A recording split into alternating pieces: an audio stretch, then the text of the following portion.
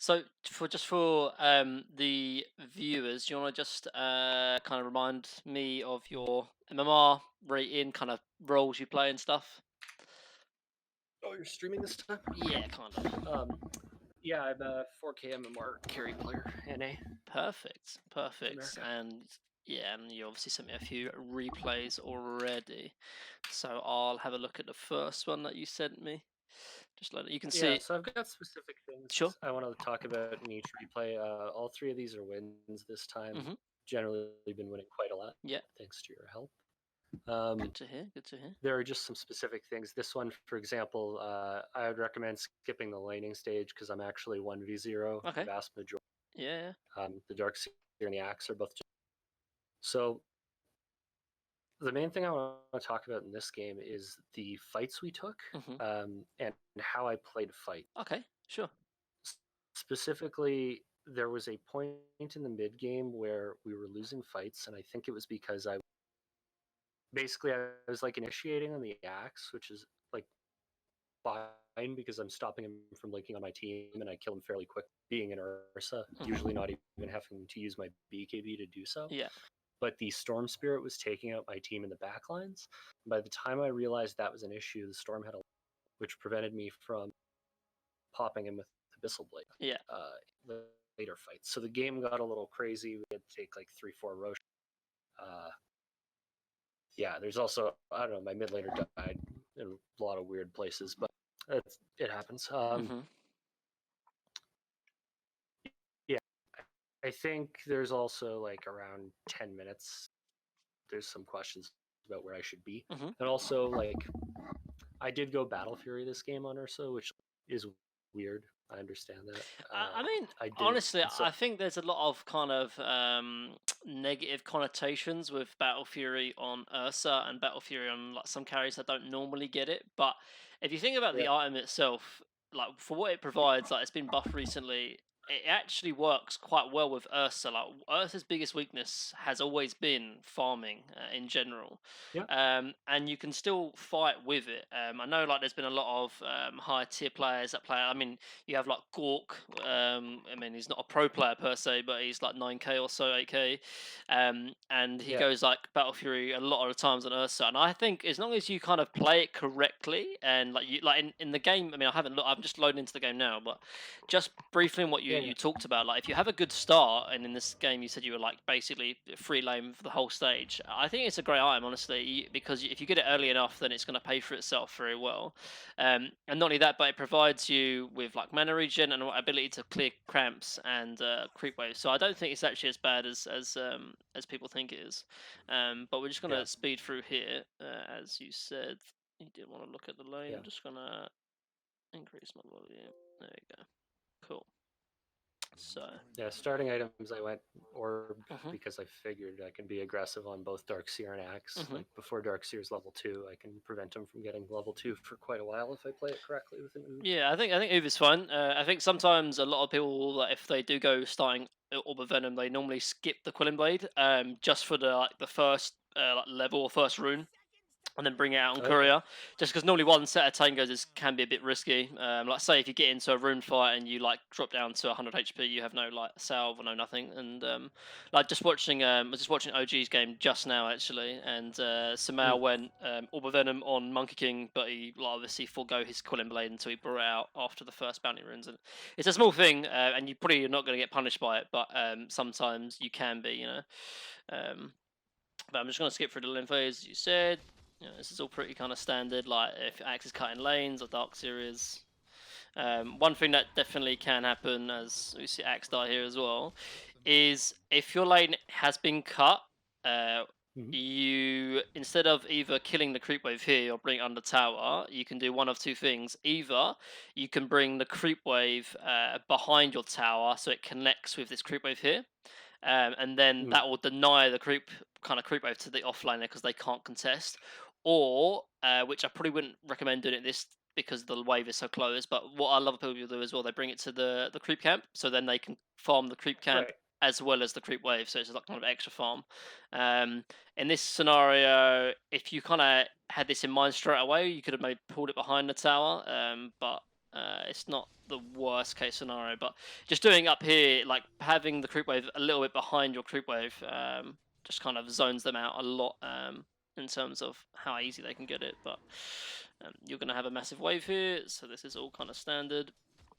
Yeah, so I thought there would be benefit to me having a bigger wave here. Hmm. Basically, that this axe only has level 1 spin, right? Hmm. Like, I don't actually care about level No, 1 no, of spin. I course can not. just hit him. Yeah, what you're doing. I mean, like, maybe he does end up getting too much XP off this, but the Yeah. Dark Seer went and cut again anyways. I don't know. Yeah, yeah. So it's just in that small scenario there. If you put it behind the tower, then I mean, if you think about it from an offlaner's perspective, it's like the first few waves are like the most important because it gives them or give yeah. It Mm, doesn't matter whether you're offline or carry. The first few waves are the most important because it kind of gives kind of strength in the lane. I mean, you've had kind of dictated the like your level 4 is level 2, but it's just another way of kind of denying experience. But you're right, like doubling up a creep wave like this is really good for one of two things as well. Either if you keep the lane kind of pushed up, then I think I talked to you last session as well about how your support can pull and there's no way they can contest it, so you can kind of deny the wave coming in. Another thing you can do as well is that if the creep wave is big enough, which arguably this one isn't, there's only like maybe two creep waves here, but if it's big enough, what you can do, if you can grab your support, you can actually zone the offlaner behind his tower. yeah. And if like I mean, Darks here has Surge level 1, so he's going to be absolutely useless, and you know, you're level 4, so you could actually kind of dive them at their tower, or kind of at least zone them out of experience range here as well. But obviously your lion looks to be pulling, so that's fair enough. But just keep that in mind that these are things that you can definitely do. Um, Man up if you need to. Do you think the point in Earth Shock was a mistake compared to a point in Overpower? Because I don't really have the mana actually to Yeah, support I the mean, spell. Realized after. I think normally, like, I mean, I've watched a few Ursa replays, and either what they do is they either max the overpower and the Ferret Fury swipes, or they max the Earth Shock and don't even get any points in overpower. And in this Yeah, game, I would probably just max overpower because, um, with getting the point of Earth Shock, as you said, you're going to be mana starved, and you don't want to be keep flying out mana region especially, and you don't really need like with the Earth Shock, you don't necessarily need it because if they have Surge, you're not going to catch them whether you have Earth Shock or not, and if they don't have Surge, then you don't need Earth Shock to begin with, if that makes sense. So you can just have that's fair. Yeah, overpower and just run them down because you've got Orb Venom. So it's kind of just like, but I mean, it's not the biggest of deals honestly, but for sure, it's a small efficiency thing that I think just maxing overpower with Fury swipes. There's some games where you do need the overpower, like, and you need the slow, and that will make the difference between killing them or not. And just maxing Q and E is definitely better. But in this game, I think if you're going for Battle Fury anyway, like you can just max W and E because also the Earth Shock allows you to kind of farm jungle as well if you need to or when you need to. But just mm, maxing W and E is fine for sure. right. But yeah, like you said, you're pretty free in this game. Like you're like top of the CS, top net worth, kind of have the ring of health, which I think is fine, seeing as I think you didn't bring any more regen. But I think you definitely need to bring boots, which you are trying to make sure you don't lose your courier as well, which is good. And this is probably actually where I would bring. So I talked about the last creep Yeah, wave. you drag it. Yeah, just drag it in here because I mean you're not being threatened in terms of like regen, like so like you have ring of health, so like you just if you pull it into here, you have this creep. It's just more farm, it's a efficiency thing where you just pull it into here and you can farm both at the same Yeah, time, and it yeah, probably helps you kill this creep wave quicker as well, um, that's true. It's because got a centaur spell. yeah, it's just also like because the creep wave is either going to kill the neutral cramp, and the neutral cramp's going to hit the creep wave. And the thing is that if you can kill this creep wave quick enough, and you kill like, both these quick enough, then you can actually go and pressure the axe. Because if the Dark Series isn't Right. with him, you can actually kill the axe. But like if you kill this creep wave like immediately, then you have the time to go ahead and run at him. But if you take too long to kill this creep wave, then the next creep wave is going to come, and then you don't have a chance and opportunity to because you don't want damage onto the tower and you don't want to be missing last hits. So Right. it's just kind of an efficiency thing, both from a farming standpoint, but also ability to run at the X if you can. But you're happy either way, like you're getting free farm. Um, but yeah, just in future, if you get a scenario like this, just think about pulling it into the creep wave and the creep camp. Like the first time you do it, you might mistime it and you might like miss creeps and stuff, but after all, it'll work and it'll just be better. It's just a small Yeah. thing, but they're cutting creep waves. You can't do much about it. Like I said, sometimes in some scenarios, if you kill it quick enough, you can contest them and kind of surprise them. And even if you miss 1 or 2 creeps, it's worth doing even to kind of try and kill them and stuff. But we're sort of speeding through. This is good. You're like looking for a kill when you can because the wave's pushed in. This is all good. Yeah. I'm getting iron shelled too. Yeah. So you're gonna find jungles out. This is all good. Speeding through. Yeah, so I don't think anything really interesting happens until about 10 minutes. Yeah. When the Riki rotates into my lane. I almost die, but don't die. Yeah, this is good. I like this. This is good. Would have been better if Lion was with you, but this is fine. You miss 1 or 2 creeps, but it's definitely worth it. Like if you can threaten the kill, missing 1 or 2 creeps is definitely worth doing. If you know what I mean. And then you get this Yeah. for the region. This is all fine. Kind of just screwing through, pushing through. Yeah, this is fun. And small trades like that are actually really good for you as an Ursa, because if you have running of health, you might as well be kind of using your trade. We're speeding really fast through. Kill the X. So let's just slow down here. Yeah, it just takes a while. Yeah. The point in Earthshock did actually get it from me there, but yeah, I mean, I think I'm not sure like it's worth it still. well, I mean, getting a point at level 9 at level 4 compared to level 4 is completely different.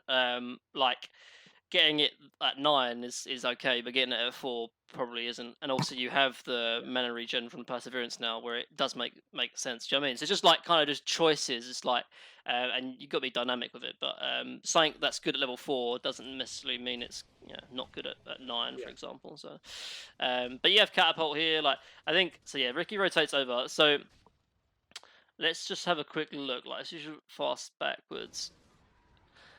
This is something that I do like kind of struggle with whenever I play carry as well. Kind of the same aspect of mid, where like, you kind of need to, you want to have kind of an understanding of where everyone else is in lanes as well, because it does impact what happens to you. So I'm just looking over from you. If I'm going to look from your perspective, obviously you're looking here, which is fine, understandable. Just the thing that will definitely spark rotation from any lane normally is around either like the 5 minute. Or like say either from rune timings, catapults or rune timings are normal, or bounty runes, which is like 4, 5, 6, 8, or 10 is like the times you want to be wary, because that's likely. So obviously you don't have a ward here, so you don't see the Riki, and obviously he's also invis as well, so you won't be able to. So you have no idea this is coming. And there's no way you would be able to find out as well. The one perhaps thing you could maybe think about is that like if no one's hitting, like I mean this Riki hasn't gone on you just yet, but I don't really blame you per se. You should be kind of noting that you're losing like damage, and also Riki hasn't been top for like at least 40 seconds now. So even though he is invisible, it's level 2. Yeah. Level 2 Iron Shell though, and I have 12 regen. Yeah, true. Just maybe and also it's like Ricky's not hitting top as well, so just keep that in mind. But I don't blame you too much, but like just see how long like he's kind of been missing for, and obviously when 3 come in, that's when you're going to be in problem. Yeah. So I think like this, you might not even, you're gonna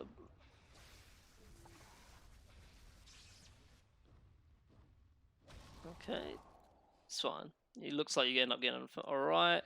If I was you, I'd be running back to base, not hitting this neutral cramp, but you do have a sentry here, so it's not so bad, but still, you need to just regen. I think I'm sending out regen. Okay. I'm gonna walk in for the Ocean Heart as well. This isn't actually the worst play. And he ends up walking back top. Yeah, this is fine. So you get saved there. So, I mean, yeah, like, so you didn't die there in the end, but that's just kind of like map awareness and stuff. And I don't know, I have the same issue sometimes, but it's just, even if like, the best tip someone gave me actually is it's a really small thing, but actually if you apply it in games, it actually really does help.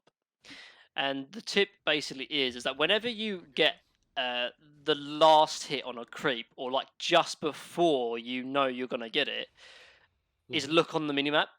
And it's a really small thing. So let me give you an example. So like I don't know, this creep here. So normally, like it's a really small thing, but our brain like wants to sort of see that plus 36 and the gold sign, yeah, because it's like a little bit of boost of like dopamine. Like, oh yeah, we got a last hit. It's really nice, but you know that you're gonna get that last hit before you even hit it.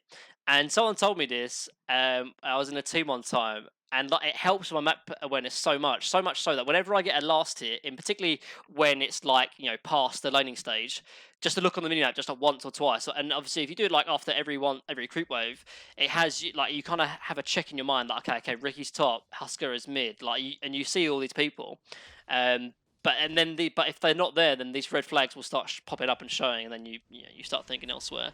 So it's just something to think about. But you're doing the right thing though. I know I said last week where you want to be playing on the opposite side of the map. Ursa is actually the exception for carries, really, in the sense that you're very, like, as we've seen there, Ricky, Darkseid, and Axe all came bot to kill you, yet they couldn't kill you because you had Enrage.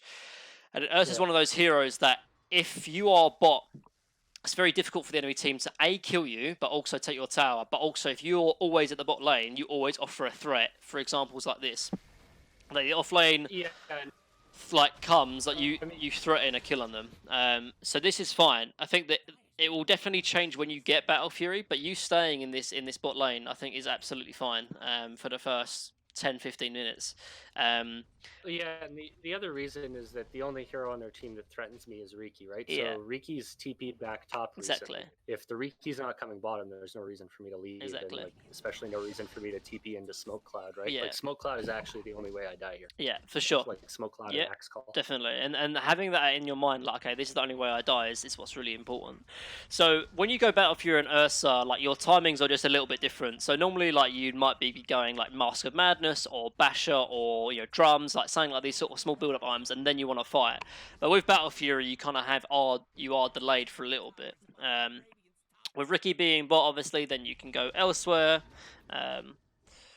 You have your Battle Fury now as well, so that's flying out. I'd maybe be like if Ricky does TB bot, I would maybe look to even be rotating off to his lane instead of perhaps defending it. But if Lion's gonna TB in, you're still playing like Yeah, the I part, saw which is fine. the Darkseer had left too, so Yeah. I wasn't like as scared anymore. Yeah, this is fine. This is fine. So, with you going, like I said, and this is what I want to talk to you about, is like the difference in mindset when you going Battle Fury or elsewhere. Let's just sort of slow it down for a little bit. So, normally, like I said, like if you're like playing Ursa, say the regular or normal way, quote unquote, like if you'll be going Mask of Madness or Basher, those are the items that you want to be having so that you can run at enemy heroes kind of thing. But obviously, if you don't have those items, I think doing what you're doing is actually fine. It's a bit risky pulling up onto a tier 1. But what I'm trying to say is that when you get, say, one of these items like Basher or something else, again, risky as I just want to watch this kind of thing. Yeah, I died. Yeah, so I mean that's just kind of unlucky positioning there. But so first off, just realize. So as an Ursa, answer me this: do you pressure towers as an Ursa?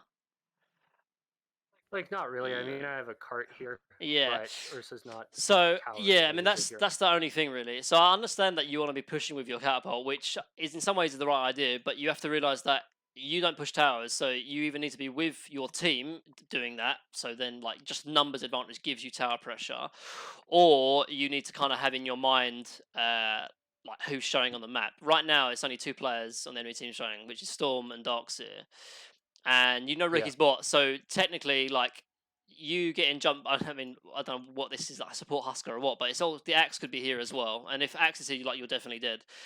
You have no ward vision here, and this is just kind of realizing that, okay, like knowing your limitations basically. And this death, like, although it doesn't seem so bad, it's kind of like, to me, it's quite revealing of a mindset kind of thing, in the sense that yes, you kind of did get out, yeah, because you ended up dying like after the second go round. But if Axe is there, you're definitely dead, like this first time around for sure. Yep. And so that just means that you just need to kind of have in your mind, okay, like, again, kind of what threatens me, but also like who's not showing on the map. Like if Axe was showing mid, this wouldn't be as bad, because it's only a Husker and Ricky. Obviously, you end up dying because you're kind of staying on like very little HP. Like I think this is just a bit of like overconfidence, to be honest. Like I do Yeah, this yeah, it sometimes, is. which you don't need to go into too much, but like you're like hitting creeps on like 300 HP with you when you know Ricky's there as well, and obviously Husker walks in, you end up dying. But yeah, just keep in mind like if you're going to make that kind of play, you need to know exactly where the enemy heroes are. Like just hoping that Axe isn't there. Yes, in this case it worked out. You know, just keep that in mind. But yeah, going back to Yeah, the that's a fair argument. original point is that once you on Ursa, normally when you get one item, you just end up going and looking to fight with your team, or looking to play aggressive, or looking to go Roche. In this like aspect, I want you to farm that because you've gone Battle Fury first, and that kind of goes back to like the bot death being even worse in the sense that you have a Battle Fury, like so because of that, farming jungle was even better than it normally is on Ursa. Yeah, so Yeah, but your team looks like they've stacked to you, which is quite nice. yeah. You should go like 8 times speed. I Sure. want to skip to around Okay. like the Roshans or so. Hmm. So I don't think I think there's like a fight here that they initiated and went poorly for them. So we took Roche off that. I grabbed Morgan Yeah, Mask, took Roche. it's fine. And then I'm like, my call was basically I was like, hey guys, wait for me to finish this little basher, Hmm. and then we'll like start going a little bit, right? Hmm. So I go up here, we pressure this tower. I don't think they resist at all. Yeah. Yeah, I think I just take this solo. Sweet through. Yeah, I think again early Master of Death is great because you're able to make plays like that on the Roche. Like without it, you have no threat on it. But this is good though, playing aggressive when you have Aegis. I think this is all pretty fine. You're going to struggle to kind of man up on a lot of their heroes really because of Darkseer, Ricky, and Storm. So just kind of try just kind of like in your focus really in the team fights is just hitting the people that you can hit. And you don't want to be wasting damage because like the whole idea of Ursa is that you kind of want to stick on one target. So if you're like hit laying or wasting seconds and wasting time hitting a storm that you never be able to kill, it's kind of a waste kind of thing because you want to be stacking up your fury swipes obviously on one target. So just like from a I think I go on. I think I could have killed the storm there. Yeah. Instead of the axe had I got him when he was stunned, and like my teammate was pissed about that, Yeah. which like I think is understandable because I think yeah, like I don't know, it's hard to measure like between who's more disruptive in terms of like their plan for team fights I think between axe and I mean if you storm is a much bigger threat to my supports, right? But, like, yeah, Axe is I mean, but I mean, threat to if everyone. Storm has So I don't know. mana, like you can't really catch him. Like the only way you catch the Storm is if you have Basher, which you have it now, but before that fight you didn't. So I think your like position is fine. Again, still pressuring with the Aegis. I think that's really important. Just doing Ursa things. Like so, Storm has no mana now. Like that's a different story, obviously. Like you can kind of focus him then, but before that, it's fine. This is all good. Get a nice bash. Probably not going to kill him though, but this is still fine. You use Aegis and you're now pressuring the tower, and you're like 10k up. So Yeah, and then that Aegis got me those towers. exactly. And basically got me KB as well. Yeah, So. it's all good. Defending, relieving pressure from the dead lane, which we talked about. It's all good. Yeah. I basically said, hey, I'm going to finish BKB, Yep. you wait. Yep, item 2 minutes, timings. then we can go. Yep, for sure. Bloodseeker dies during that time. Yeah, can't do much about that really. Yeah. So I mean, with Bloodseeker dead as well, you're probably gonna have to play kind of passive until he comes as well. But I think BKB is good as well. And I think queue up Abyssal. yeah, I think that's the fine item as well. It gives you ability to actually kill this Storm Spirit as well, to be honest, and anyone who's getting surged. So this is all good so far. Now you have Bloodseeker. I mean, he's like obviously him being bot. Like we've talked about how bad like this. Yeah. You can't do much about this, right? And but this is we talked about it obviously last session about how bad it is to TP to your own safe lane, and this is the reason why. Like because obviously he cannot come to any engagement right now. So either he dies because no one like he's in the dead lane, or engagement happens top and he can't be there. And in scenarios like this, where obviously you're in kind of lower tiers, you kind of just have to accept it, really. So you have to do one of two things. Either you need to kind of see if you're strong enough to take an engagement 4 versus 5, which in this case I think you actually are, or you kind of just need to either play a. It's not even playing around him, but like sort of see if he can get to the fight at all. But like if you kind of and also just kind of communicating as well. Like so even before he's dead, like being like, oh, like TB. There was lots. There's lots of let's not play bottom, don't play bottom, Yeah, let's play top, let's play mid, let's play top. for sure, for no, sure. nobody TP bottom. Yeah, Yeah, yeah. Just things like that, and also like sort of saying smoke because obviously right now is the perfect time you want to fight. Because if you fight as five right now with your BKB, like there's no way you lose a fight. There's no way you lose a fight. 11k up, like with just a fresh BKB, there's no way you lose a fight. But now is your chance to lose a fight if it happens. But it yeah. looks like obviously Huskar is kind of caught out. Storm obviously does kill the Bloodseeker as well, but like Yep. I mean, that's his bad, but at least you made some use out of it in the sense that you killed Darkseer It's and 2 for Huskar. 1. Yeah, um, but yeah. Here I'm So pinging. I'm like, I have yeah, BKB. We can pressure a bit. yeah. I Higher. think in Just this get one. this bit is. I mean, I don't know what happens here, but I think it's just a bit risky. Once in the sense that you don't really like. Ursa doesn't pressure towers in the sense that like a traditional carry would. Like, so if you had Aegis or you had like a big item, like say a Terrorblade for example, you can just hit towers regardless. Whereas with an Ursa, for you to Yeah. actually take high ground, you need to take a fight and then hit buildings when everyone's dead. But seeing as that Huskar's up, Bloodseeker's already dead, and your team aren't really kind of with you, like it's just that kind of a risky and messy fight. Um, and this, I mean, yeah, you didn't die and stuff, but that's just kind of almost inevitable to happen, really. But you're relieving. Yeah. So, Gone.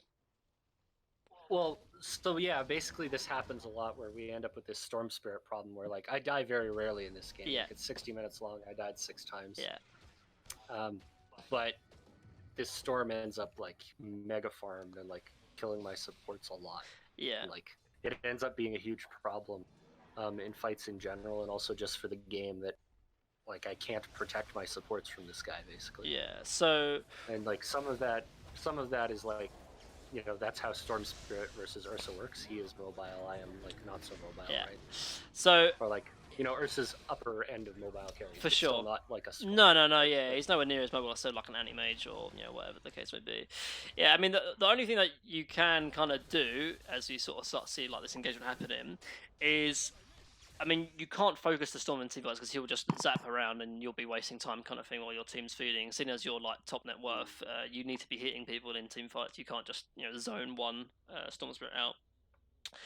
I yeah, mean, the first part is that obviously he's gotten to this point already. Like, so he's got Orchid, Bloodstone already working towards Lincolns as well. So when you get your Abyssal, like you're not going to threaten him either. And that just kind of comes back to kind of taking the right fights. And in some ways, obviously, like if Bloodseeker TV's bottom, that's not really your fault.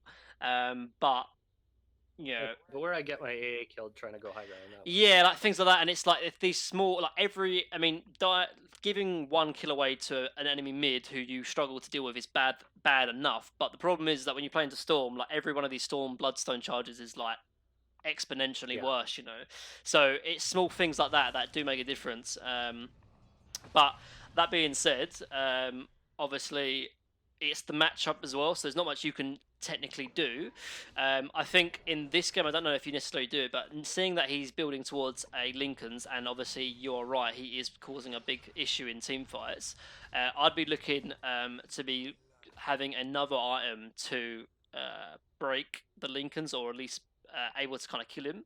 And in this game, either Nullifier or even Bloodthorn could be really, really good. Because Storm is not going to probably build in a BKB because he's like, oh yeah, as long as I don't get caught in a lion stun, I'm not going to die, which is correct. He's not going to die, and Lincoln's is going to help with that. So you could kind of surprise him with like a Bloodthorn, which sounds kind of like bad in some ways, but it's actually No, it makes sense. it's like it's. I mean, it's kind of risky in the sense that it doesn't really, it doesn't kind of bulk you up or anything, but you have the BKB, and it's kind of like this timing where if you had Orchid or Bloodform plus Abyssal, like either one of those would just kill the Storm. Like you pop the Lincolns on one and then just use the other on him, and even if it doesn't kill him, it will zone him out completely. But you'll still be doing damage. So it's that's something that's sort of to think about. But obviously right now, like he's gonna have Lincolns when you have Abyssal, and that's gonna kind of definitely counter you. Yeah. Yeah, okay. I'm starting to see basically, the issue with this game in terms of like, okay, so we took like a couple bad fights that really prolonged the game by feeding the storm. For sure. And then probably, yeah, I should have itemized further against him. My AA eventually gets like an Atos, but like, Yeah, I think yeah, I could have got Bloodthorn. yeah, Um, definitely ASOS would be nice. So, like, don't be wrong, like, I think there's a lot of things that your teammates could do, but just looking from your perspective, essentially, like, if, like, in some ways, you got to kind of view these games as like, oh, okay, I'm a lot better than the people at my bracket and at my rating, so I'm gonna need to be the one to do or deal with X, Y, Z, um, yeah, in that respect. So keep that in mind. yeah. Um, we can move to Sure. the next game if you like, Yeah, because yeah. I'm not sure it's going to be super illuminating No more worries. than that, more than just like we needed to probably smoke on the storm with Lion rather than Yeah, I think try to that's go high ground yeah. against him. I mean, particularly when you play Ursa as well, like you need to kind of realize that, like some carries, like any like normal agi carries, for example, would be Yeah, you just get an item and then just hit high ground, whereas the Ursa doesn't hit high ground at all. So you kind of have to force a fight. In some way, whether it be Roche or through smoking, and then go high ground after that. But yeah. I want to start looking at this one at like 10 minutes mhm, because I think the lane went fine. Nothing notable about it, in my opinion. I think maybe I'd like died one time, but I like realizing like, oh, XYZ led to that. So mhm, like, I don't think there's anything I okay, need to look at in the lane here. But I want to go to around 10 minutes and also talk about items here. sure, Basically, what happened in this game that prolonged it slightly, like this could have been like a 25-minute GG, I think, mhm, or like 23 even, is that so I go around 10 minutes, I TP to the off lane. I take the Wraith King's tower because mhm, basically the supports had rotated, which is cool. And then what ends up happening is I'm playing top a lot and my teammates are not, and I end up dying a mhm, couple times. Part of that is just like, well, I need to like pay attention to the fact that my pudge is hitting neutral creeps and then like back off and not play so aggro. yeah, But the other part is I get maybe it's like looking for rotations more and like paying more attention to the mini map, but mhm, yeah. I'm also seeing what you're saying in terms of applying pressure when in doubt because it's like all the times that I did die in these instances, like good things ended up happening anyways, even though it wasn't good for my individual network. Yeah, Um, for sure. And some games are gonna like. I mean, I haven't looked at the game yet, but some games definitely like that. And I mean, when I was making like I said, I was leveling up my other account, and this happens as well. Like where you as a carry, you play the right part of the map, but your team doesn't, and like obviously, and the enemy team doesn't as well. And they come and gank you in this offlane area. And the thing is one thing that definitely can be important and definitely that might help you a lot is if you're going to like in this game you're playing a PO obviously, so you're eventually going to be playing the off lane in that respect eventually after the laning stage, yeah, and just having a ward like and placing it like here, and with that one ward I can guarantee you like 70% of your deaths won't happen because of that. Obviously again it comes to let's just skip forward to 10 minutes as well, or wherever that yeah, is. Yeah, just kind of having an understanding of where everyone else is in the map. Because obviously, if they're running to try and kill you, unless they're smokes, which I'm almost guaranteed that they won't be at this rate, and they won't be smoking to kill you in their safe lane and in your off lane. Then if you have the right kind of map awareness, that you will just be able to walk away from them as long as they're not just like, immediately on you, for example. And in this game, like they can't really sneak up on you unless maybe it's like an invoker, ghost walk, for example. But this is fine though, like pushing into the like creep wave. Let's just look from your perspective as well, so then we have like a more accurate representation. So I think like in games like this, I think the only way you kind of really die is probably getting gripped from Bane, unless there's like 3 or 4 people. Um, but yeah, but this is fine. I think mm, actually, I just saw the Talon drop. I think actually, as Radiant, I think having Talon isn't as good as Broomhandle on PL. Like Broomhandle on PL was amazing. I just think like yeah, it feels good. yeah, it's super good because not only is the damage and armor, but the attack range is really funny actually. I don't know if you noticed, but as you do die here, wait, let me just talk about this a small point because it actually is really Yep. important on PL. When you have a broom handle on PL, because it gives you plus 35 attack range, when you're hitting towers, it actually procs your Phantom Rush on towers even when you're attacking it from like melee range. Oh, So okay. yeah, so it's actually really good if you can keep it. But at the same time, Huh. Iron Talon is fantastic on any carry. I think if you're playing Yeah. Dire, because you can like just 1,000 damage on Ancients, like one hit from one, the active from, Yeah. and it's like so good. But because you're playing Radiant and you're not going to have ability to hit a lot of Ancients on Radiant because of where you normally play as a carry. But on Dire, normally you Hmm. get to hit both Ancients normally on Dire. So I think if you was on Dire, I think actually Iron Talent is better. But yeah, the Broom Handle is actually really cool because normally your Phantom Rush won't proc on towers unless you're running to it, from range. But with Broom Handle, just right clicking the tower, even if you're next to it, will proc Phantom Rush, which gives the agi, which is really good, and yada yada yada. Yeah. So let's just talk about this kind of like gank. So you're like that's just. I mean, you could have dodged the doppelganger here, but that's not really that important, really. Um, you're kind of like manning up, which is fine. So this, Yeah, I mean, I don't feel like I can escape there, and I'm pinging. I'm like, yeah. hey guys, like, So it's gonna take them 30 seconds to kill me here. for Like, sure, I mean, like, don't be wrong. I think if your team, like, if you were playing at a higher bracket, your team wouldn't be hitting neutrals, as you said. Like, yeah, they would be playing behind you because if they try and kill you right now and your team's with you, you just wipe them completely. But yeah. right here is You think I'd back right here, so right? I think if I was you right now, I would, seeing as I only see Omni Knight, I wouldn't hit this creep camp right here. But not only that, but I'd also have like my camera in a position where like I can see them coming. So right now, like the only way you die is either like gank from this left side or this right side. But I'm on your player perspective right now, and you're kind of like zoned in completely on the creeps. Whereas if your camera was like here, you'd be able to dodge this stun, and the moment you see Wraith King here, even though your hero is amazing against Wraith King, I wouldn't be manning up against the Wraith King right here, That's fair. because the reason being is that even though your team should be behind you, they aren't. So you have to realize that if I just walk away, like if you doppelgang that stun and he walks up to you, you have to just back. Whether there's people behind him or not, you have to assume there is because you only see Omni Knight there. So if you doppelganger that stun and just walk off, you actually don't die because you're probably gonna get Yep. hit by a tornado. But after tornado, nothing else happens. But now you kind of stay in fight. Like, look how long it takes the enemy team to actually kill you, and what kills you is the Leshrac walking up all the way from mid. Like, you doing this, if your team was behind you, this would be the right play. But because you're by yourself, like Will Leshrac can walk in and then he clicks R and stuns, and you just die. Whereas if you just backed from that engagement, you would have got hit by the tornado. But Leshrac, like, look, if you look from when Wraith King actually Yeah, stuns he you, wouldn't have been yeah, there. he wouldn't have been there. Like, this engagement happens like for at least, I'd say, like 20 seconds. So yeah, like he gets you at like 12:44, and Leshrac's literally running from mid lane. So if you just back Yeah. there, you get hit by the tornado, which only lasts like a second because he's a second and a half maybe because he's level 6, and then you just back off and then continue your farming rotation. But because you man up, which would be the right play if your team's behind you, but they're not.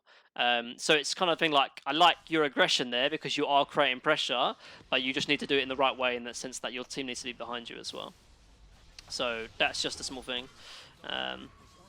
But Team comes in after yeah, the which kill. again is, it's good in the sense that because like you died in the right part of the map in the sense that they killed you, and they're in like they have, after they killed you, they have nothing to do here. And so when they die, it's even in a worse position. There's no tower for them to pressure. There's no like creeps ready to farm. There's no wave to push out. So they end up dying, and it's in the end kind of good. But I think yeah, like what you could do though is be like, okay, push top and just sort of tell your team to either sit behind you, or like what you could even done is like start running, and if they chase you, then your team are going to be like, oh, my team, like my PL's getting chased, we should go help him, and then you fight like in the river Yeah. instead of up here, for example. But I like how you Yeah. just go back top immediately though, because this is the part of the map you want to be playing, because if they do try and kill you, they're going to get punished from it one way or the other. So Yeah, and I have diffusal coming now too. yeah, Basically, the exact same thing repeats itself. Where like I have diffusal, but like now it actually takes them, I think, like 45 seconds to kill me. yeah, which is It's like Necros jungling a radiance. yeah. I mean, you're gonna get people who are gonna kind of, there a lot of people's default is just to farm. So just kind of expect like I mean also you got to think about it as well is that your hero, if it is the top like net worth, is the strongest hero in this game. Like if you get Oh, if you absolutely. get 3 items, you're gonna win the game by yourself. So just and I mean you're still top net anyway. So just keep in mind that like you don't necessarily have to do so much so early as a carry. Like maybe when you get when you get diffusal blade, then go for something. But like before then, just kind of keeping in mind that you can just hit creeps. And Yeah. playing passive is is fine for that as well. But this is all good. So this is like the next decision point in this game I wanted to Hmm. ask about basically, which is that so I looked at this game and I was kind of like, okay, if I buy a Manta, it's basically only for cold snap or like if I reflex super good and like I get an extra dodge on a Wraith King stun. Yeah. So Uh, you're saying like, what do so I I get? thought I thought like screw it, I'll just go straight heart because once I get that, I'm like legitimately unkillable. Yeah. So I've been in this position before, and only recently did I realize the kind of the right item. So I'd say like the last this is good in some ways in the sense that I think again I think you're probably gonna die here. Actually, I just assume that you are gonna. Yeah, Yeah. so I do. So So this is the next so yeah. item I'm Before we thinking talk about. about this, Yeah. I just wanna stop the less strike alt Eve. So before I would probably agree with you and go in heart because mana. It's good that you realise that mana is the wrong choice because mana is the wrong choice. You're playing into less strike that's just going to clear your illusions instantly. That the mana doesn't like. Mana is still good in some ways because you can kind of push out creep waves with it and stuff. But in this game, I don't think it's worth it. And heart isn't technically a bad item because obviously when you get it, you probably are invulnerable. However, there's kind of a mediator between the two, and it's S and Y. Um, Hmm. and it's the reason why it's so good is because the like you actually kind of need you want the a movement speed from Yasha. Like Yasha on your hero is so Right. damage Okay. effective, um, and it does kind of the best of both worlds in a sense because normally on PL you don't go BKB, so the status resistance is Yep. actually really nice. Um, and when eventually you do get heart or satanic, the 30% lifesteal or self HP is really useful as well. So I'd actually would go S and Y, and it's something that a lot of the Russian carry like for people like the Hark from NIP and like some of the Hmm. like ILTW on has been watching a lot of PL games from it, and they like almost exclusively go S and Y. They like they don't even want to pick up Okay. mana anymore on PL, and I really like the item as well because if you look at it, like it's so much better than mana in almost every way, and like I'm it's kind of a bit of like an S and Y kind of revolution in the sense that I think unless it's like a Hmm. really must pick up mana game, like I think S and Y is so good, and this applies to Terrorblade as well, where you normally are picking up mana, but like Samal was picking up S and Y, like, and Yeah. Yeah. I think it's just such a good item now with because of the status resistance and the 30% self HP and life because like most carries are always building like either satanic or getting a paladin sword and obviously that amplifies that as well and it's Yeah. so good. And in this game I think if you go S and Y and then into a heart satanic or into an abyssal, which I think abyssal is kind of the item you'd prefer to go, but you feel the need to I go did go heart for that. Yeah. you feel the need to go maybe to go heart because you don't have like the S and Y. Whereas if you go S and Y, then you go the Abyssal as well. It's kind of like the trifecta of I think the items. I think. Hmm. You you don't think Yasha Heart is good? You Uh, would go just S and I Y think Abyssal? I think you could go maybe Diffusal, Yasha, then Heart if you wanted to. I just really like the S and Y because it kind of gives you that little bulkiness, and by the time you have like the 250 health on 15 as well, I like if I was playing this game, I'd go Diffusal, S and Y, and then Abyssal because if you get Abyssal, like you can Okay. solo kill any one of those heroes basically if you get it. Whereas Heart is kind of it's kind of the two mindsets where it's like are you going to do like death by 1,000 cuts in terms of like just resetting heart regen up and then going back in or you just kill someone instantly with abyssal and I think I just prefer the abyssal for sure. So Okay. So Heart is like overcosted compared to S and Y, is what you're yeah, saying. I mean, I think Heart can be still good. Like I've seen some games where people go S and like diffuse or S and Y and then Heart, but normally like the builds and the kind of the meta right now on PL is a lot of kind of just man fighting and just rushing them from full to nothing. Whereas before, like PL was like kind of skirting in and out of team fights where like if he was getting low, he'd come out of the team fight, regen up from Heart, and then go back in. Whereas like because a Yeah. lot of the meta is so fast paced and the team fights are ending so quickly, it's better to just kind of bulk up and kind of these man fight items where it's like either it's the S and Y or it's the Satanic instead of the Heart.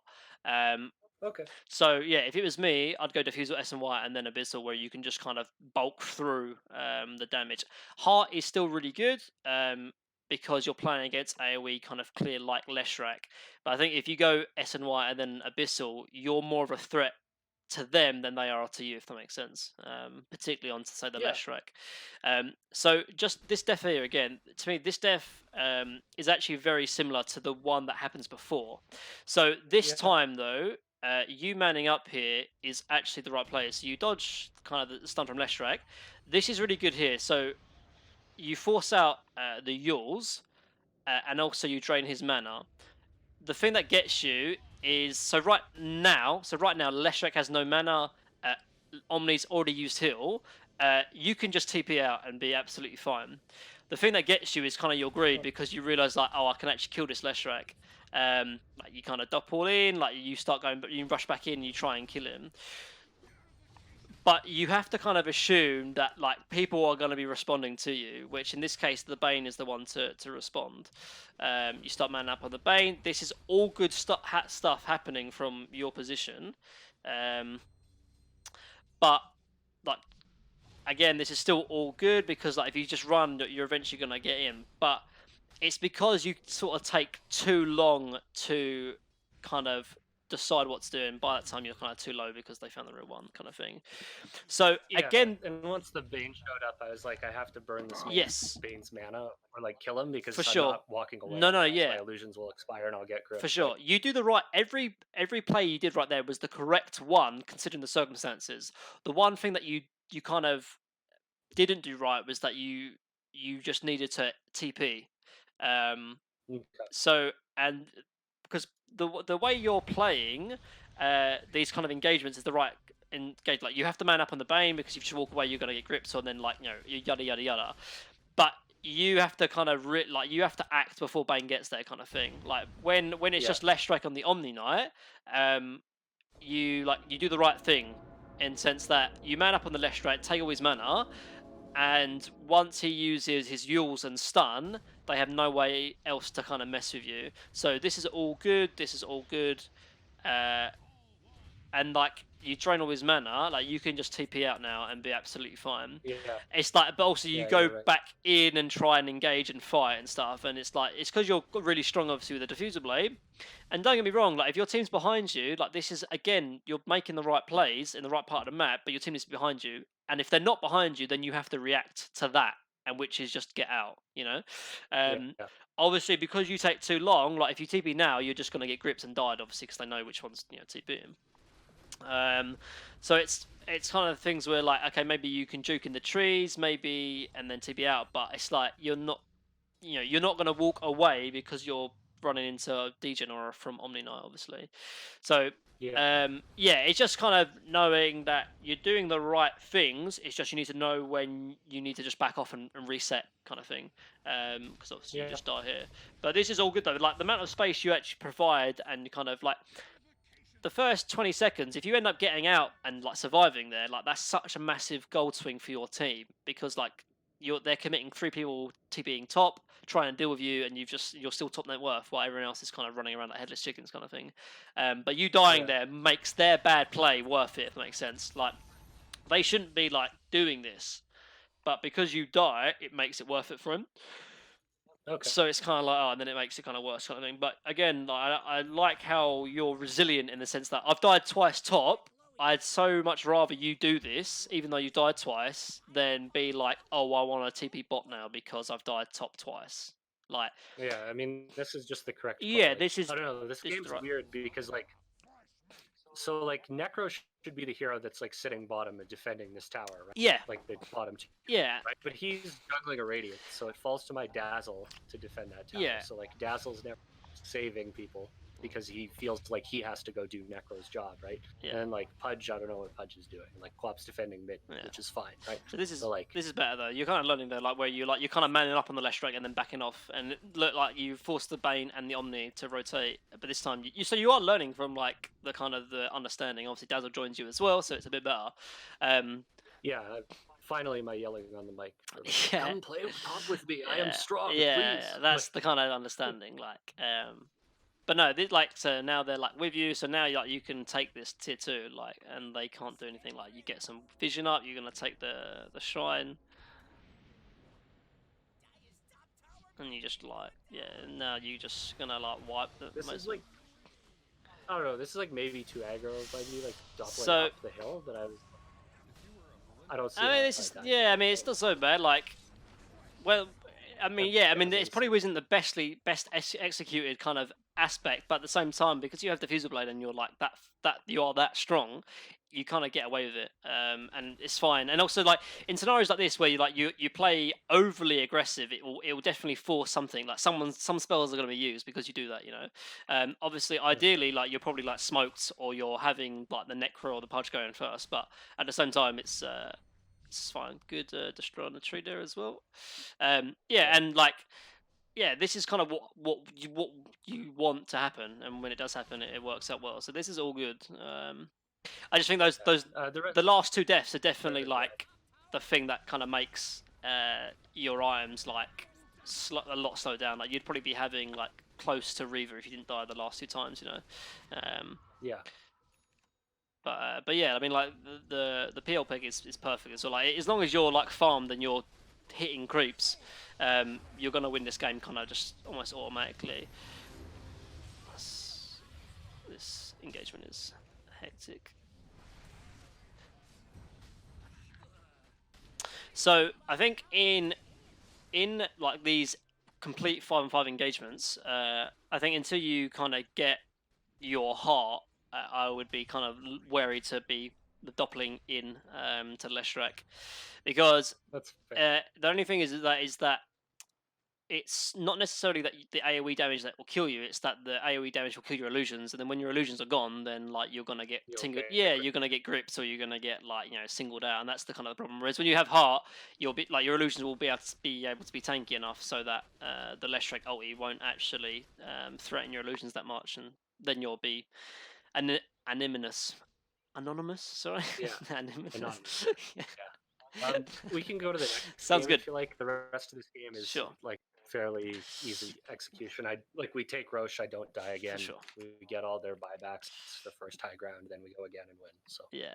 yeah, the last game, I don't know, something about this Naga game just felt really weird. There's one death only, and we don't really need to talk about it because I know exactly why it happened in retrospect, Mhm. which is that I thought my Legion had dual off cooldown when he bought back, but he did not. Mhm. In any case, it felt weird for some reason, and I'm not sure if I was just microing poorly or if there was some way I was playing that was like hurting my ability to impact the game in terms of like wave cutting and Mhm. uh, so like everything about this game is like completely normal for Naga Siren up to about, I'd probably say 20-25 minutes, Mhm. which is where I should have had a bigger impact, like in the mid game with wave cutting and like with where I'm sending my illusion. Failed to do so, and I'm not if I was just microing poorly or if Mhm. it's where I was trying to play the map from. Basically, I end up staying bottom for a little while in this game, longer than I usually would, but that's because they just ignore me Mhm. and they let me have the ancients as well as the bot lane. So I'm like fine with that. Mhm. Maybe I should pressure top instead, but I feel like when they're giving me those three camps in the lane, I should just be happy with that instead of like trying to go top. I don't know. Yeah, I think normally the offlane is just like, so, if you're playing safe lane, when you eventually get to like 12 minutes, the offlane is just quite nice because it allows you to kind of have 5 camps effectively, particularly when you play like a hero like Naga, where like your hero can be in 5 places at once, or Hmm. 3 places at once, kind of thing. Um, but obviously, it depends on the game, and I'll have to look at it respectively. But you just have to keep in mind that if you play, if you're sort of if the team's allowing you to play your safe lane, it's not necessarily a bad thing to stay there. Particularly if they're not pressuring you in any way, like they're not seeing any heroes down. But the thing is that you're not creating pressure if you're on the safe lane. Like, you're relieving pressure in some ways, but you're definitely not creating, just because of where you're on the map. Like, if you kill this creep wave and these creep camps, like, you're going to put maybe a bit of damage onto this tower, but most likely someone like maybe the Vision 4 is going to just so experience here and take the creep over the tower. Whereas if you play in the top Well, lane, I did take the tower in this game, but yeah, I just feel like, yeah. and also it's the Roche aspect as well. I think there's definitely an aspect where you you don't want to leave too early, but I think eventually you will generally want to be playing there because you'll be farming faster. Even though you don't have ancients effectively, you have this triangle, these two camps, and then the waver as well. Whereas here you only have ancients, the small camp, medium camp, and then the wave. Um, Okay, when you phrase it like that, it actually makes a ton of sense. yeah, it's just because That's there's the more thing that gets camps. awkward where I end up. Yeah, Yeah, because I end up sending my hero to the like jungle camps by mid, and then sending illusions back to the lane, which like and that's ends up being slightly for sure. inefficient And because yeah, there's less camps in the concentrated area, like that's you're saying. that's just the Okay. right, yeah, because if like because you simply it's just not effectively to it's not effective to send illusions over here from the safe lane because it's so far out. Whereas if you're playing like here, then you have just above you have these two camps, and just below you have these three. So just from a Hmm. distance point of view, it is better to play in the off lane. But there definitely comes a time where like you don't want to be leaving too early, because if you leave too early, then you end up like it's all about timing, honestly. Because if you do it too early, you will end up giving this tower away for free while also not being able to pressure this tower. But you do it too late, and then you're missing out on farm. So it's kind of that balance for sure. Um, Right. but let's just kind of skip through a lot of this bit. Um, you wanted to kind of look. What was the? It was around about like 10 minutes, did you say as well on this part, or did you want me to look through here as well? Yeah, we can watch the lane Just if have you a like. look. I didn't die in the lane. Uh, I I mean, think most gone. I was a little short on denies, but it is hard to deny against Yeah, the Mars as well. Mark. I They've mean, got whenever you play Naga, it's just trying to get as much farm as you can, really, before you need to or want to just rotate out. Good pressure yeah. from illusions. Like, I mean, I saw your Naga game last week actually. And I think your laning stage mechanics was all kind of pretty good, for the most part. Yeah. But yeah, it's just kind of like pushing the wave out as quick as possible. That's just kind of the general understanding, like, and obviously pressuring with your illusions when you can. But having your support just kind of pull 24/7 is fine by me. Like Yeah. getting level 4 on your like top CS basically, or even on CS is fine. I mean, like you don't really get many denies on Naga anyway, because your Riptide doesn't work on denies. But I mean, this is all kind of pretty basic stuff. I see you picked up the win lays as well, which is something that a lot of RTD's been doing recently. Although I did see Miracle play a Naga game today, and he went 3 Wraith Bands, but he also lost. So that explains it all, really. So I'm joking. Yeah, I've done it. I've done it both ways. I've done 3 Wraith Bands and win, or like And 2 I've and 1 done Windlace. 2 in Windlace. I've Yeah, done just 2 Wraith Bands. Like yeah. I feel like the I Windlace like it a is lot. just really Yeah, cool. it I just like feels it, and nice. like It feels nice. it's also good in this game where like move speed is just really For sure. valuable against all their For heroes, sure. right? For sure. So I think if there's any a time that allows you to kind of really or want to maybe rotate. I mean, you're getting like a lot of pressure actually from Lena and Mars, which is to be expected. I think when you get treads and then the double Wraith Bend and Windlace, your kind of game is set. Like once you get these items at like an okay time, you're kind of absolutely fine. Yeah. Because you can just kind of like send illusions to wave and then just rotate to jungle. But looks Yeah, like I you're was gonna telling be, Oracle to just keep nuking me here, and then Bounty showed up yeah, and which we is killed him. nice. So that was a good play on Yeah, Bounty's part. yeah, for sure. That's really nice.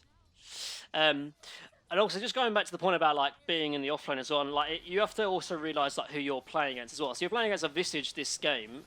So like if you just cut his creep waves, like so even if you don't take the tower or he doesn't leave or whatever, like you can just cut his creep wave while still farming the jungle, and like he won't be able to deal with that barely at all because he's a ranged hero and he's a Visage. So Right. um, it's like you because like so you got to also view things like okay, decisions in terms of like pros and cons. So it's like the general formula is that I want to. but then maybe there's like a few exceptions or things that make it less wanting to. But in this game, it's like this is almost telling me more so I should just rotate up here like when I can or when I want to, because Visage, if he gets Mm. his creep wave cut, like he doesn't want to be here, like, or it's gonna force him, and like, it's just not being efficient for him. Like Visage wants to be out on a map when he gets like 6 and doing stuff. So if you cut his creep waves, like he's a ranged hero, he's gonna be like threatened and pressured quite a lot. So Okay. even if you're not pressured bot, um, like when I see like a carry Visage, like in some ways, I'm more inclined to want to go top. I think particularly That's when I fair. get level, I think when I get level 9 and I have, you know, the treads, wraith bands, and windlace. In some reasons, like there's not really much reason for me not to go up there, even if I'm not pressured, just because that even if there's loads of chaos and crap going on, so much so that you might feel threatened, you'll just send your illusions to do everything here while you just play in this triangle. So, I mean, sure, if they're going to send 3 heroes to deal with your illusions, like that's a win for you in my mind. Do you know what I mean? All right. And like, so I think for me personally, if I when I get level 9, maybe I'll get this tower first if no one's going to be here. But then when I get level 9, I'm just going to go top because I'll have max mirror image, max riptide, and I'll have a point in song so that there's no way I die.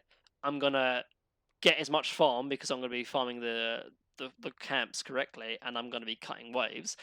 And if there's gonna be loads of people up here, if I'm level 9, like there's like level 4 supports, you know, like they're just gonna get shredded by my illusions if like a bounty hunter or a legion just duels someone, you know. So Right. I think staying until you take the tower is fine, but I definitely would be looking to just go elsewhere if but I can understand though, because sometimes like I have scenarios like this, and it's like, you know, I have this free game. Like if I just stand here, but I think Well, my other thought is like, so pressuring the Visage is like obviously good because he's technically their carry, right? yeah, But like, I'm also kind of forcing Mars to be here, and like, if he leaves, he loses this tower. for sure. Granted, the tower is not like the most valuable tower, Yeah. but he did come back briefly, Hmm. and then he had to TP out of here to go top lane in order to participate in that fight, right? Yeah, like I said, I think this And then, is like, I think this is all fine until you. I think when you want to take like, or right now. So for example, like Mars just TV'd bottom. I mean, you're not level 9 per yeah, se. so did Lean.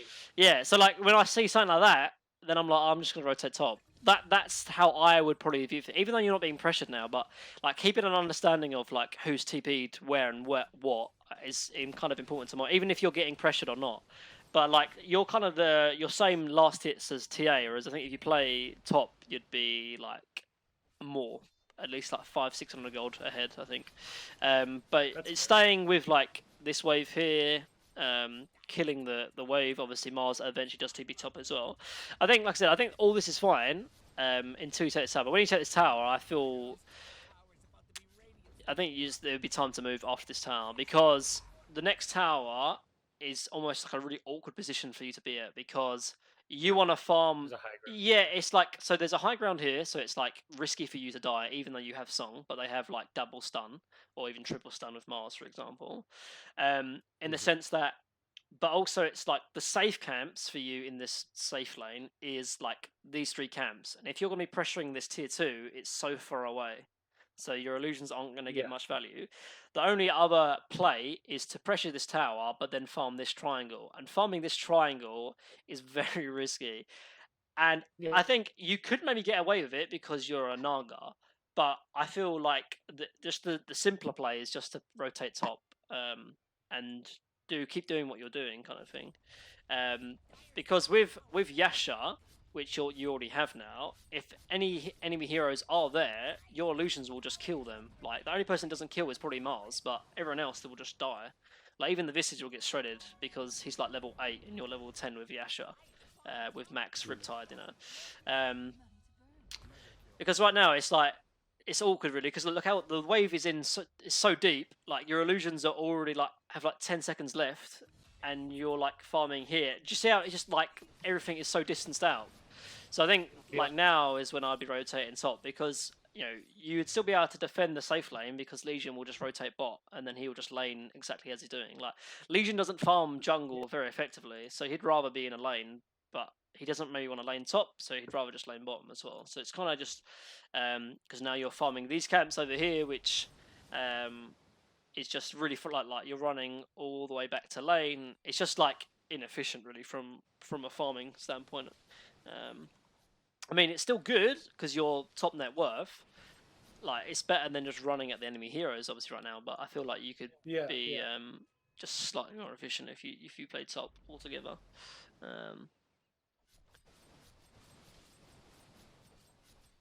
But let's speed through it. Yeah, I see what you mean. Yeah, that's the cause of the awkwardness, basically. Yeah, it just feels a bit awkward. Like 5 camps in the lane instead of yeah. At this point, I should be top. So I think take the tower and then do it, because then it's like there's nothing else sort of keeping you bot really. I think in some ways I'd even rather, even though I think I personally wouldn't, but I think I'd even rather you play this triangle, and then because then at least you're pressuring the tower. But if you play your own jungle, I think I could. I think as a Naga, I think you can, but I think I wouldn't necessarily recommend it. But if you're like out of the 3 choices, I think that's probably the second best one. I think the one that you were doing is probably the worst. That's fine. It's not. I mean, these are all very minuscule things, but I think they definitely will add up, and I think it just comes from like a mindset thing. But obviously, like you farming is still really good. I think when you get defusal is when you kind of want to definitely threaten a lot, because also you got to think about it as well is that it's like with Naga as well. You farming like lots is good and all, but the whole point of your hero is kind of pressuring from lanes. So you want to be looking to do that at all points of the game when you can. But this is good though. Like you obviously rotated in, and now you can start pressuring the tower as well. Illusion rune too, which is nice. I mean, your micro obviously is good and stuff. So it doesn't need to obviously using your illusions for this is good. This is all good. Sending the illusions to the unsafe part of the map, but like I just feel like I should just you're just like I mean I see you play PL and you play like the right part of the map throughout, and I feel like just do that on almost every carry. I think Ursa was the one exception, because or like a Bristle in some ways, because it's like very difficult to kill, but it's like you get these kind of awkward fights where you're like having to dive the tier 1 tower because I mean obviously it works out here because your like Song kind of gets like a free get out of jail card, but it's because like the enemy team doesn't feel threatened because their tier 2 is like in an okay position, Ideally, like you kind of play Naga in like an anti-mage kind of style where you're pressuring lanes, force people to TP, and then you can either like Song to get away or Song into a fight where it's good. Whereas now these engagements just kind of feel awkward, and I think like BSJ honestly has it like spot on where he says like whenever there's like an awkward engagement, like look 30 seconds previously and like someone's not playing the right part of the map, and I think in this engagement it's you. Like your team feels threatened to make a move mid, they dive, end up going badly. You kind of get them away with Song of the Siren, but you end up losing your tier 1 mid because of a weird engagement. And now at like 19 minutes, you play the right part of the map, and that's the moment where you start kind of things going well, and that's not a coincidence,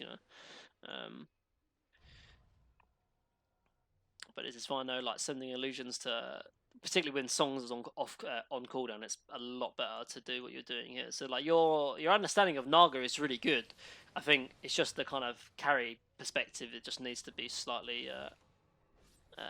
critiqued and improved on. But this is all really good. So you have like your other items as well. Iron Talent is like I talked about how good Iron Talent is, but I think on your hero is actually very not even that good, if I'm being honest, because your illusions are the one that does a lot of the damage. I think definitely picking up People's Gift is like a lot better here actually. Saying it's just sort of thing, it would reduce my reliance on for sure. The int is really nice, and also the strength is kind of good as well. Like if TA won't be able to just instantly clear your illusions, which you just did right there.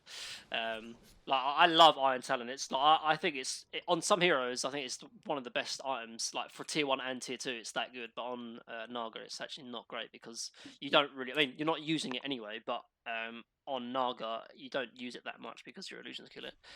But I definitely would Yeah. like. I mean, do you have a hotkey, right, for your neutral items? I assume. Yeah. Yeah, The it best just button. using it even like for engagements like here is just Yep.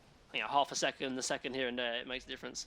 Um, Again, the kind of mechs can stand off between mid, but and this just this will happen like all games will happen like this though if there's not pressure top, like where there's just kind of random fights and engagements mid. And I think I think playing the triangle is fine when a song is on cooldown, but when it's not, I think you have to be playing top because no one has BKB, so not yet anyway. So you're not going to be pressured or threatened when you have song. Like these kind of weird Yeah. engagements mid where like your team are kind of dying and got eventually feeding. Just happens because they're able, like they want to group up, right? They have a Visage, they have like Mars, they have all these kind of team fighting supports. They want to group up. Don't let them if you're a Naga. Like put pressure on top, you know. If they come and gank you, then you just song and then you just ruin their gank.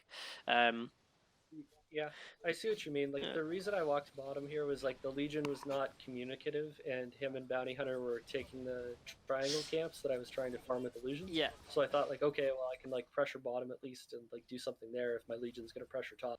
And then Legion yeah, backed off, right? So, but yeah. like again, this is what you told me last time. BSJ's advice about like if someone's doing your job, Just just do like it. go do it with Yeah, them just go do it. because Yeah, otherwise bad things happen. And you're totally yeah, correct because in now that they're because like that's why pressuring your high ground, Bennett and it's like the fuck just happened. Like, and don't be wrong, like Legion shouldn't be dying here, like Oracle shouldn't be dying here. That's bad, but it will happen if you are not pressuring top. Like you have to yeah, realize that, like, it sounds bad, but you have to realize that your team are not gonna make good decisions unless you kind of like take him by the yeah, hand and make it yeah, for him. You know, like it's like so you indirectly help your team by like playing this part of the map, because the enemy team can't group up and just kill them, and they will group up and kill them because your team are going to be like, oh, there's heroes, let's just fight, like because that's they're not gonna think like any steps ahead. But you pressuring bot. Like this shows how much the enemy care about you pushing bot. They're just gonna be like, oh, who cares? Like, just push them in, you know. And so yeah, you're for, like, and if you're having to TP back to defend, something's gone wrong. The same as Anti-Mage. Like you'll never normally see Anti-Mage TP back to defend the tower. It's always the other way around. Everyone will TP to defend an Anti-Mage push, and then you can go and fight. yep, But if you're the first one TPing, like something's going wrong, you know. Like this tower shouldn't ever be falling. Particularly not this early if there's correct pressure on the map. But this song setup can be good. yeah. I'm just pinging like TA. Yeah.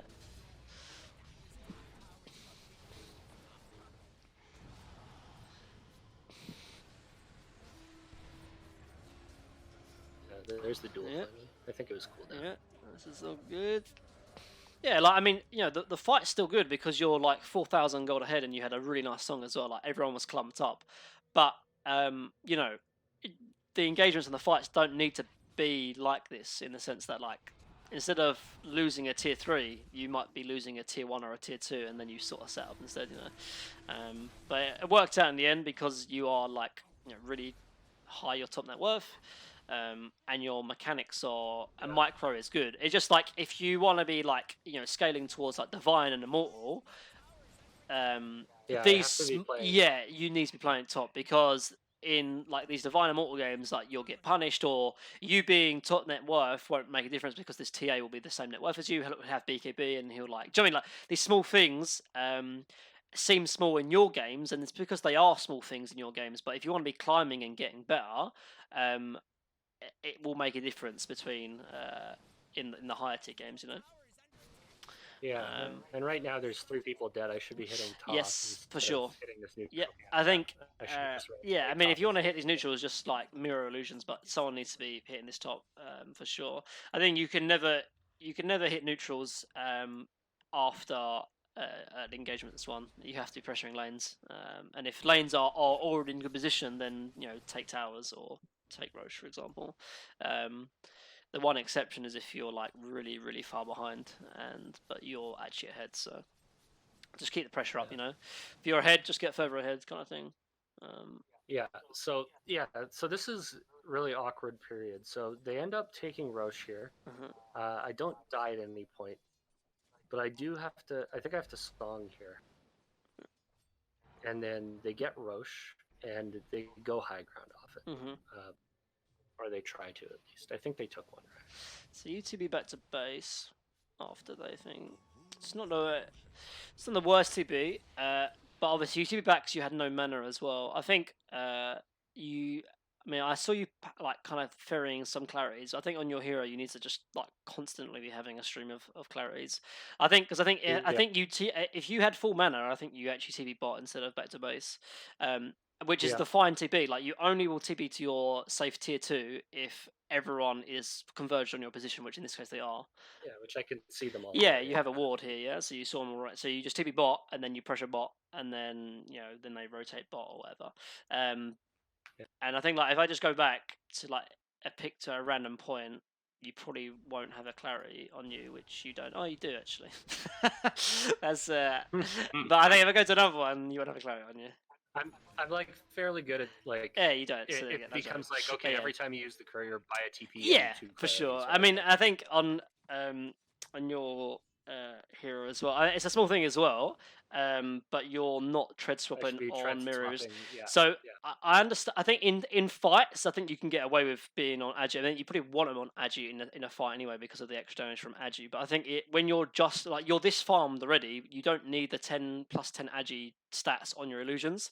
It's a lot better to have it the mana conservation because you have mana, you have diffusal. Like they're tanky enough and strong enough to kill creep waves and creep camps. I think in some aspects, like having it in the lane, like the first 5-6 minutes, then yeah, being on Agi tread is fine. But I think right now the mana conservation is better. And if you see top players, they normally do mana treads because of scenarios like this where they feel like they've run out of mana. Because like if you think about it, like And I can swap them to Agi and after. during the mirror image Exactly. exchange as well, Yes, right? Yeah. exactly. And So things yeah. like that, it's small things, but it does add up because like now I mean, right there, you probably do have to TP back to base because you have no mana. But if you had clarities on you or whatever, then you'd be bought. And it's like small things there, but like you getting a 26-minute heart compared to like having a heart right now because you're 1500 gold, like because right now, like if you had Yep. heart, you could just run at them. Like you know where they are. You just smoke, you song, you kill, you win. It's a perfect engagement because they're in their own jungle. If you fight and kill them in their own jungle, you just take their tier 2. You probably take high ground. You just like win the game kind of thing. And small things like Yep. this make a big difference. And right now as well, like hitting this creep camp, you need to be pressuring bot as well. I think when you know they're all top, lanes are far more important than jungle camps. They give more Yeah. gold, pressure, yada yada yada, etc. etc. Yeah. Yeah. It's a habit I'm trying to eliminate where you Yeah, like you stop at a camp on the way to the lane. Like that's backwards. You yeah. go to the lane first and Yes, camp is the exactly. second option. That's a perfect way of putting it. That is Yeah. definitely the way forward. Like keeping lanes pushed out allows you to jungle, not the other way around, kind of thing. Yeah. Yeah. But yeah, that's definitely the way. But yeah, I think you chilling for heart is fine though now. Like lanes are pushed out. This is all good. Getting heart and then going to smoke, I think, is definitely important. I think one thing that I found quite useful, particularly in like when I was ranking up on the lower ranks, is like whenever I get like an item, I just buying my own smoke. Obviously, in this game, I think there's a smoke available. They end up taking Roche, uh, and so this I wouldn't say this Roche is complete. Like, isn't necessarily your fault. Uh, but I just want to go back like 30 seconds where so obviously if you play top and you have illusions kind of spread out, I can almost guarantee you they won't be trying to sneak Roche if you're in the top lane. Because you're in the bot Yeah. lane, It's like TPing out of there capitulated the space too much, yeah, right? so Like it's like so this is the kind of mindset. So you TP to base when you had no mana is fine. So let's just go back to when it actually happens. So you tipping back to base tonight is okay. Obviously, it's not ideal, but it's not so bad. You tipping back to base. So after this TP right now, what I'd be doing, because you see them all top, I'd just be walking bot, killing this creep wave and the next one, and then immediately walking back to where I want to be playing on the part of the map. Instead, obviously, you take a creep camp here, you push the wave, and then you farm jungle. But you know, they've been wanting to take Roche for like the last 10 minutes now, but because you've been playing top, they just Yeah, haven't they been have able Visage to. TA. They want to take Yeah, so but they haven't been able to do it because you're playing top. Whereas they see you bot and they see your illusion spot, and after a while, like they can just go ahead and sneak Roche. Like you're already scared of them taking Roche because like you scan already, but the moment they see you bot for like more than they only need like 30 seconds, maybe 40 seconds, that they can kill it. So if you're like yeah, not less than that. if you're not top in that time, like I mean, it's been like a minute already. So I feel like even though you are so close to heart, I think this makes it a lot more forgivable in the sense that okay, just want to finish heart and then we go fight. But it just this right here, them taking Rose, just highlights the importance of you playing the right part of the map. Because if you play here, then they won't be able to do it. Put it simply. Yeah, And like I can definitely, I mean, it's a good play from them, really, because like they see your illusions bot, they assume that you're in the bot lane, which you are, and then walking in here is actually like pretty good from them.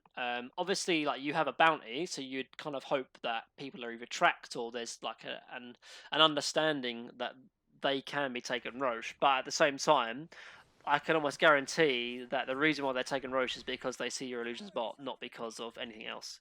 I agree. Yeah, So it's like, yeah, it's not completely your fault, but at the same time, you could have prevented it. So, and obviously now them having Aegis, yeah, this really does change the game. Even though obviously I know you end up winning, but it just delays the sense of that. Before it would be like, okay, I've got heart, let's just go smoke and go. But now it's like a bit more difficult than that because you now we have to wait yeah, for you have to wait for the the throw on Aegis, or that like you have to high wait for ground. them to push high ground. Yeah, like any of these kind of advantages that you get normally.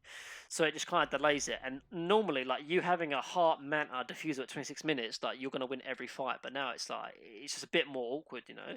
You probably could maybe still fight and win, but it's like it just makes that another element of awkwardness of not following that game plan, so your team has to not feed in the next 5 minutes, which like Yeah, playing in pub games, like someone not to feed in 5 minutes is a long time, yeah. um, So they were smoked here. They smoked up yeah, to our high ground. and this only happens again because they have Aegis. Like they wouldn't be doing this if they didn't, obviously you Yeah, 2B in, like it looks like you're gonna try and want to fight after the buyback yeah. So illusion. this is where I feed because I thought my Legion had duel, Yeah. but he used. Oh well, let's just go back. So I feel obviously if he has duel there, then it's obviously is a bit better.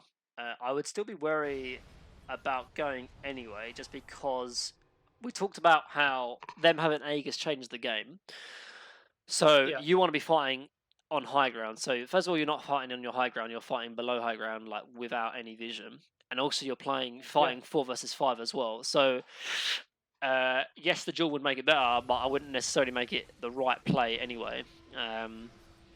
Yeah, it might have worked, but you're still correct. Yeah, I mean, like Oracle was Better just dead, go and for it's high just ground. again, it's just kind of awkward, and it's Yeah, just like I kind have of heart while I fight without my yeah, it just forces it a little bit. So now you and Bounty die, so you're probably going to lose racks now, and there's not much you can do about Yeah, it. we lose the top rack Uh, or the mid rack. yeah, I mean they don't have the creep wave, but you're going to be losing eventually. And I mean, and this just like, I mean, yes, obviously you end up winning, but this game just becomes infinitely harder the moment they get Roche, and then you kind of give them a free fight like that. I feel whenever a team has Aegis, the most important thing is just waiting it out. And if they want to force a fight, then so be it. But let them force a fight. If you're forcing a fight, Right. then something's going wrong. And you did obviously you songed in, and you can't go in and set up. Obviously, when you click song, like you kind of want to go in, but in some ways you just kind of need to refrain from doing it in the first Yeah, place. shouldn't fuck around, yeah. So now they get free racks kind of thing, or at least free in the sense that they didn't have to really fight for it. So now it kind of sets the timings back because now you're equal with the TA, and they still have Aegis as well because you didn't get rid of it.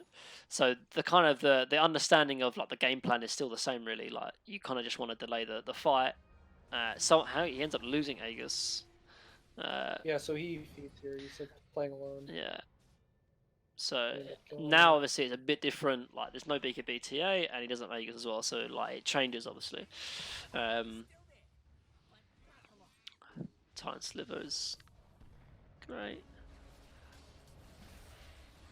I'd maybe think about songing. So you do you eventually do song. I think I went too far back. No, I didn't. So You would have right there. yeah, so this is just kind of like a Yeah. mindset thing in team fights. So Tia has no buyback and he has no BKB as well, uh, and like your team is kind of like behind you as well in terms of the team fight. Immediately when this arena goes up, I think you just song, because the only way you kind of get threatened is just like continuous stun, and when you have maledict on you as well. Whereas if you just song here, not only would you then realize that your team is sort of TPing bottom, so they're no longer behind you, but even if they're not Mhm. TPing bot, like it's kind of like the same idea of, when you're playing against Faceless Void as a Naga, you song when Chrono is placed, yeah. And the same with the Yep. Mars arena as well. Like he used Mars arena, you just use song, and then it kind of cancels it out. And then you have like free, you can go wherever you want, obviously. Whereas now, like this comes up, you end up getting kind of like stunned, and obviously you do eventually song, but like it's just kind of like the mindset of, okay, I'm just gonna song whenever he uses ulti.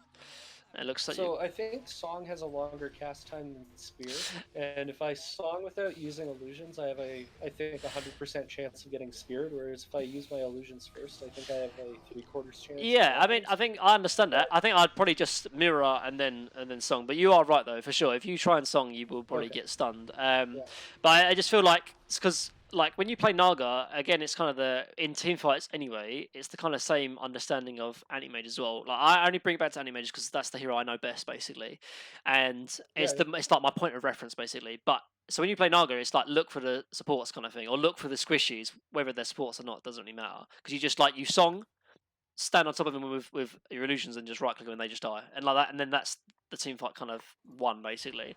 So whenever you get a chance to song, like obviously Witch Doctor song here, just song, sit on top of him, and then just kill him like instantly. And the same obviously what happened there with Lena. But obviously when he Mars arena and stuff like that, kind of negates your ability to do that. So you want to use your abilities to make sure that you can stop that from happening.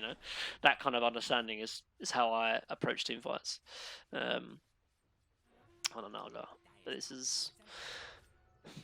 this is kind of fine now. Obviously, TA is dead. There's no Aegis, and now like you have the strength now. Like you're stronger than them because they no longer have Aegis.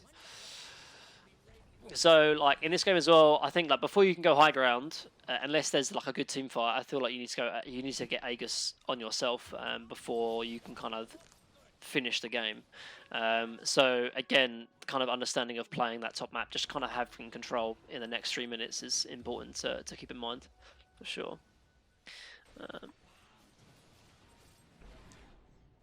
But this is better though. Speed this through. yeah. I considered this for a little bit in this game. I actually considered going Blink over Why would you think they go and blink? Butterfly at some point. Basically, just for Song, you'll see like the play that ends up ending the game here is they pick off Oracle or someone here, and then they try and 5-man the bot racks. Yeah, It's not now, but the next TP I have, and I just song out of vision and then TP into the middle of them while they're hitting my yeah, tier 3, which like shouldn't work, right? Like when you're hitting a tier 3 and you see their Naga Siren literally TPing into the middle of 5 of you, yeah, they should all realize that I'm songing, right? yeah, But like basically, I feel like I have very crappy initiation in team fight because I have like Oracle Bounty Hunter as a yeah. support. Like not flaming their picks. Yeah, Anything, you right? just Like saying, you want a way to get into the team fights kind of thing. I yeah, think and like maybe if I blink, like song blink, and then like we dual TA, yeah, it seems like really hard for us to lose a fight, even if we get arenaed, yeah. because if TA dead, I they think have no I think bounty. it's not a bad idea. I think it's an interesting kind of understanding. I think it's not exactly the same as a blink, but Abyssal, it gives you some way to get into a team Yeah, fight a little bit. And I only bring up Abyssal because I saw I think Miracle get it today. I've done it. And Yeah, it just I've done and it it on feels Naga. really like it feels kind of nice. Like it just like it's a like you said, like Naga's a very immobile kind of hero. So having anything to kind of get you straight into a team fight is nice. But at the same time, like Butterfly also makes you invulnerable to like all their cores as well, basically. Um, Yeah, like I actually can't die anymore in no, this game, yeah. basically. So, but I think like right now, I probably would still go the butterfly, but right now my last item would probably be Abyssal, just because of just kind of like you just want to kill people like instantly, and if you Yeah, can, even if you have to Abyssal and then sleep, at least you have like you'd rather have an Abyssal in a team fight than a Blink if it's already been used, like as in the Blink, you know. uh, that's fair. So Yeah, Abyssal then Song kind of does. I mean, it's not. I know it's not exactly the same because the distance is a lot less, but it's kind of a pseudo blink in that respect. so 600. Yeah, you know, so it's something, you know. But obviously you UTB in Song, and then again you just go on the squishies, which is the right targeting in team fights, and then you kind of just blow them up. This is all good, and then you win the team fight. Yeah. Yeah, like I don't know. That shouldn't work, right? Like No, they should I mean like realize like yeah, the Naga TP for by sure, for this. sure. But I think in this game the biggest thing about it really was kind of just delaying the game, right? I mean you're playing against a Visage carry, so the longer this game goes on, the better you feel, and then so the most important thing is kind of trying to slow down their Roche or stop it, which the big part is playing that kind of the map. But in this scenario right now, after that team wipe, you're probably feeling very very good about the game. Yeah, you, Um, we have to like get their buybacks after for this. sure, But for then sure, for sure. But I think I ended up buying a Scotty as like as the next item. I think Scotty's not And I bad do- because you're playing into two ranged heroes. Scotty, I think, is only good if you're playing into ranged heroes, which then obviously you're playing into Visage and TA, which is really nice. But at the same time, I think like the stats kind of from Scotty is nice if you're against people like Leshrac that kill your illusions. Like just me personally, I think the Abyssal is just really nice because like that last engagement there, like you took a while to kill Lena because he yields, but if you say songed, in the rare chance that you're able to get a song without any, initiation, if you song and then immediately Abyssal the Lena, like you kill him instantly, and then you can help the yeah, team yeah, fight. he's dead. Whereas the Skadi doesn't really. I mean, it helps in the sense that it helps you chase, but I feel that Abyssal also does that, but also stops them from having any kind of defensive capabilities as well. Which is just something Yeah. to think about. Kind of just think like, okay, what does this item do? Yeah, I mean it's good in the sense that if they try and kill you, like you're even tankier. But with Butterfly, I don't think you die anyway. And I mean you have Heart as well, but Yeah, Scotty is just one more. yeah. I mean Doesn't it's more of the same really. But I think Scotty makes it a lot better, seeing as that you're playing against into Visage and TA, which is and full range basically, which makes Scotty like the slow honesty is so underwhelming if you play into melees, but against range it's really really good. Nice song, obviously. Again, just isolate one target and then just, But yeah, definitely Legion should be dueling the TA. If Legion has Yeah, Legion has I mean- blade mail as well, so you definitely. I mean, blade mail onto like TA you, would just. you can lead a horse to water, right? Yeah, Like, I yeah, don't know. yeah, for sure. But Like, it went fine anyway. yeah, I mean you're a Naga with like 6 slide basically right now, so with an Aegis, so yeah, any duel is just immediate win for sure. Yeah. I mean you're 20k up now, so. Yes, this game's. And this is Um, just the feed strain. But it's nice though. It's good. Like I said, I think honestly, I think you. I'd be happy to have you in like some of these divine games. Honestly, I think you're. I think you will be climbing. I think like I'm assuming you are climbing well though, because a lot of these games are even the games you've shown me that you've lost. I think you are playing actually really well. I think the one thing that is just kind of the understanding of what you like. You can do like what you need to do. It's just understanding like what that actually is, if that makes sense. Like and that Yeah, just from the mindset kind of aspect of things. Yeah, the only games I've lost have been ones. So, like, first of all, I lost a bunch of games playing support for roll queue. Yeah, And then there was like 2 or 3 games out of like 10 always where, okay, like they picked Legion. So, like, I pick Wraith King for safe lane. They have Legion Monkey showing as picks, and then my mid laner picks Anti Mage. yeah, And it's like, okay, well, like, nothing I can do Yeah. about this shit. Like, go next. yeah. I Like, mean, obviously there's like- there's a lot of like a lot. I mean, Dota at the end is a big aspect of drafting. But yeah, I mean, just obviously keep in mind that even if you're in like games like this, even the games that you win, and even if you have like a perfect score, there's still a lot of aspects you can improve on, and it's a lot of the Of part is course. just kind of the mental game and the understanding of like, okay, what am I need to be doing? Because you can like if I was like coaching you, say do this, do that, you'll be able to do it. It's just knowing like what actually that is. So it's like your mechanics are great. It's just the thing that will stop you from getting the next echelon is just the mindset of like where and what I need to be doing.